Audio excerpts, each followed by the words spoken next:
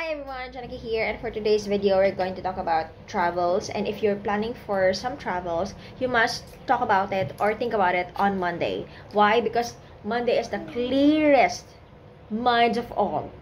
And if you wanna have a swift travel, less hassle, think about it on Monday. Not on the weekend, not on the midweek, but Monday, the first day of the week.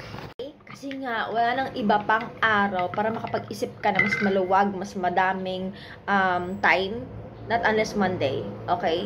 At kung gagawin mo kasi yung pag-iisip mo about travel on the midweek or the weekend, okay lang din naman. Kaso nga lang, guaranteed, may mga masasagasaan ka or may mga overlook ka talaga na mga gagawin or mga dapat sana ginawa mo or gagawin mo into your travel pero hindi mo na siya nagawa kasi nga naging rush na siya. Anyway, stay travel, dapat Monday pa lang nag-iisip ka na, nagpe-prepare ka na kasi hindi naman tayo nakaka-LM masyado sa buhay para if we can think of Singapore and wherever else, pwede na tayong pumunta, di ba? So, dapat Monday para makapag-budget ka din ng not only time, but also kaching-kaching, dasma.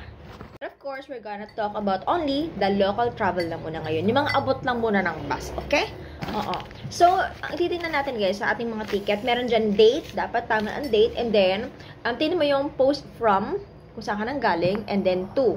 Pero bakit minsan, parang ganito, if you are from vegan, ang nakalagay dyan, 400, and if you're from Lawag City, ang nakalagay dyan, 480. Ayan. So, from there, pwede ka na mag-compute kung ilang kilometers ang i-consume mo para makapunta ka doon sa lugar na pupuntahan mo.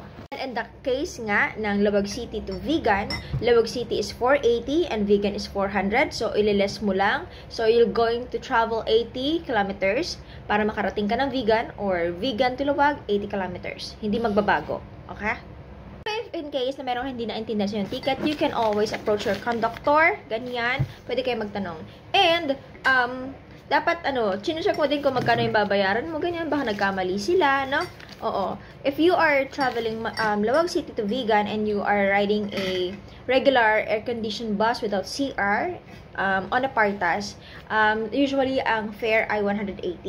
And then, kapag naman super luxury, yung bago nilang bus ngayon na tatlo lang ang kaya niyang i-accommodate sa loob, yung super luwang na bus nila, nasa 232 if you are from vegan or to Lawag or Lawag to vegan. But guaranteed that bus, yung pinakahuli ko nabanggit, the super luxury, mas mabilis siya makapunta or makarating sa destination kasi the super luxury nga na bus, hindi siya magpipick up anywhere along the way ng mga mga standing na pasahero. So lahat kayo dapat nakaupo lahat, ganun.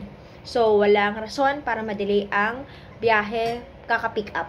Kung meron kang reklamo sa bus na yung sinakyan or kung meron kang hindi naintindihan, it's better na magtanong doon sa terminal na at mag-rant sa social media. And I thank you. Good morning.